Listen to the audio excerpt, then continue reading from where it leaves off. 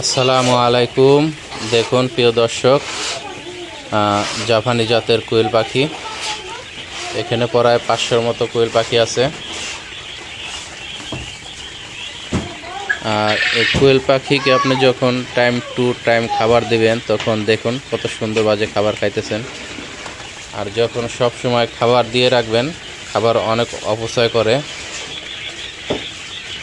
দেখুন মাশাআল্লাহ, আমার প্রত্যেকটি পাখি অনেক সুন্দর সুস্থ আছে। এই দিকটায় পানি খাইতেছে দেখুন, এইদিকে পানি দিয়ে রাখছি আর ও দুটার মধ্যে ফিড দিয়ে রাখছি। আর এই পাখিগুলা যখন 30 দিন পর্যন্ত, 30 দিন না, পরের ডিম পাড়ার আগ পর্যন্ত আমি নারিশ ফিডটা খাওয়াই। নারিশ ব্রয়লার স্টার্টার ফিডটা মোটামুটি ভালোই লাগে আমার কাছে। আর ফিডটা খাওয়ালে পাখির গ্রোথ একটু তাড়াতাড়ি আসে। দেখুন আমার এখানে সাদা কালারের অনেক পাখি আছে, কারণ আমার যেখানে 20 ডিম হয় ওখানে কিছু সাদা পাখি আছে।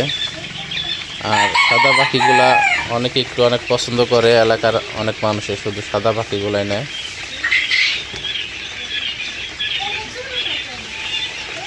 মাশাআল্লাহ, পাখি যখন বোর্ডিংয়ের সমস্যা হয় তখন পাখির যে উপরের পিঠের উপরে পশম, অনেক পাখির পশম হয় না। আর যখন বোর্ডিংটা সম্পূর্ণ সুন্দর বাজে হয়, তাপমাত্রা ঠিকমতো দেওয়া হয়, তখন এই সমস্যাটা হয় না। দেখুন আমি অটো কন্ট্রোলারে বোর্ডিং করি, আমার পাখি বোর্ডিং খুব সুন্দর হয়েছে। দেখুন অনেক সময় দেখতে পারবেন ছোট পাখি কিন্তু কি হয় না, পশম হয় না, একটু বোর্ডিংয়ের সমস্যা হয়।